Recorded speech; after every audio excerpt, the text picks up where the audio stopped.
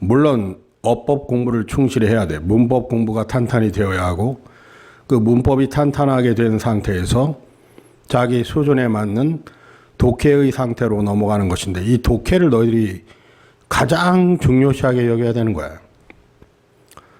중학교 2학년하고 중학교 3학년 때까지는 만약에 어법 그 중학교 교과서나 그 학습의 어떤 진도 상황을 바라보면은 각 과마다 배우는 문법들이 있고 그 문법에 대해서 아주 시시콜콜한 것을 다 묻고 있지. 예를 들어서 현재 완료다 그러면 뭐 경험의 용법이 있고 결과의 용법이 있고 계속의 용법이 있고 완료의 용법이 있다.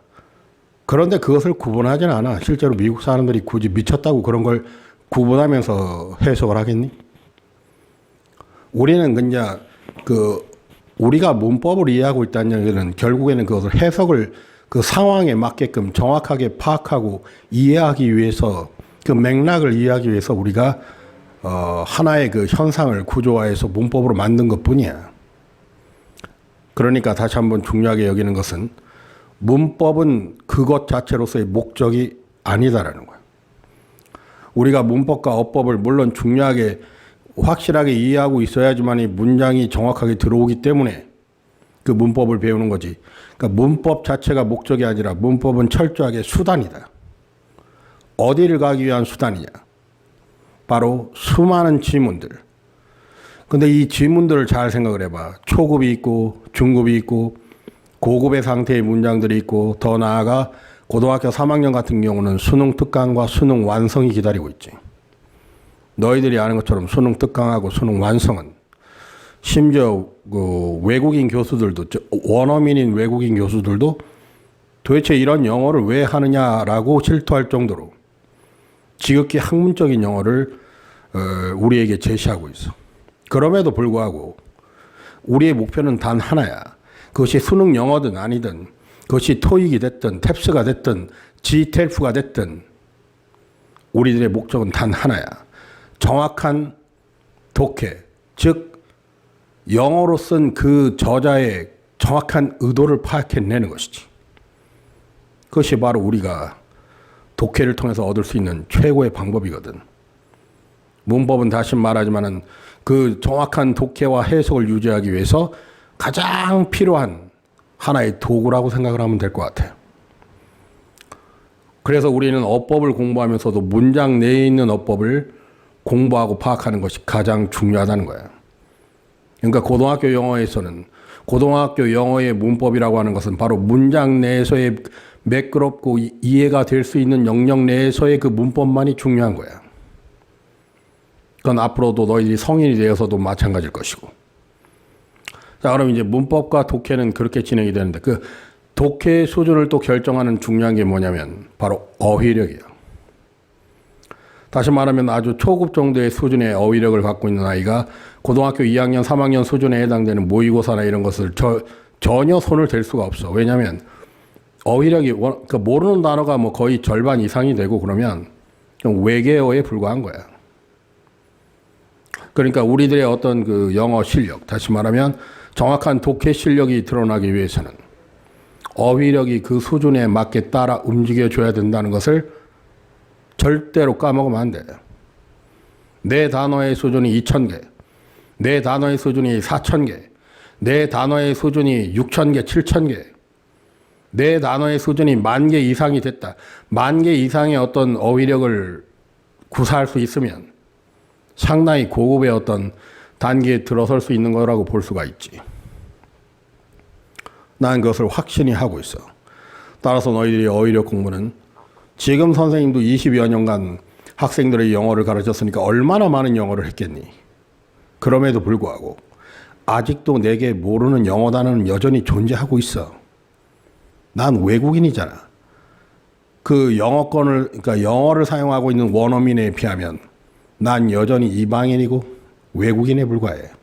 내가 그들처럼 영어를 그렇게 아무리 잘 구사하려고 노력을 해도 나에겐 한계가 있어. 그들이 쓰는 어휘량과 그 어휘 속에 숨겨져 있는 깊은 무의식의 그 뜻까지 알 수는 없다는 얘기야. 그럼에도 불구하고 우리가 외형적인 모습을 아주 자세히 관찰을 하다 보면 그 속마음을 완전히 알 수 있는 것처럼 나도 지금도 모르는 단어는 열심히 캐내서 내 것으로 만들려는 노력을 하고 있어. 너희들도 마찬가지야. 반드시 모르는 건 찾고 특히 그냥 날 것에 그냥 단순한 하나의 뜻을 발견하려고 노력하는 것이 아니라 문장 내에서 문맥에서 그것이 어떤 의미를 갖고 있는지를 파헤쳐내려고 노력을 해야 되는 거야. 그것이 너희들이 살아갈, 즉 영어에서 살아남을 수 있는 유일한 길이라는 걸 깨달아야 되는 거지. 지금까지 나는 세 가지를 얘기를 했어. 어법, 그 다음에 어휘력 수준에 맞는 독해, 초급이 될 수도 있고 고급이 될 수도 있겠지. 그리고 영원히 평생 지속해야 할 어휘력의 발전. 그리고 이제 듣기가 남아있는데 이 듣기라고 하는 것은 사실 그래. 영어라고 하는 것은 또는 국어라고 하는 것은 어떤 개념을 통해서 우리가 뭔가 수학이나 그런 과학처럼 개념 설정을 하고 파고 들어가는 그런 과목이 아니야. 철저하게 국어나 영어는 훈련인 거야. 독해를 보고 문장을 바라보면서 이것이 과연 무슨 말인지를 정확하게 파악하고 훈련을 하고 이러한 상황에선 이런 뜻으로 쓰였구나. 또 저런 상황에선 내가 모르고 있었던 저런 어떤 의미가 있었구나. 이런 것을 파악해낼 수 있는 방법은 훈련밖에 없어. 이른바 빅데이터 방식의 공부를 시행해야 된다는 거지. 우리가 어떤 개념을 알고 그것을 접근하는 연역적 방법이 아니라 수많은 것이 펼쳐져 있을 때 그 풍요로운 어떤 정보의 바닷속에 뛰어들어서 헤쳐나가다 보면 그 사람이 무슨 의도로 그 글을 썼는지가 정확히 드러나니까. 빅데이터 속에서 우리는 엄청난 수용을 하며 엄청난 훈련을 통해서 그들이 사용하는 문장을 나의 것으로 만들 수 있다는 거지. 훈련. 그것은 바로 우리가 어떤 특정한 영어 원서를 읽지 않는다 하더라도 모의고사에 나오는 모든 지문들이 바로 우리들의 어떤 리소스가 되는 것이고 그 리소스를 빅데이터 삼아서 계속해서 공부를 하게 된다면 나의 실력은 쑥쑥 성장해 있겠지.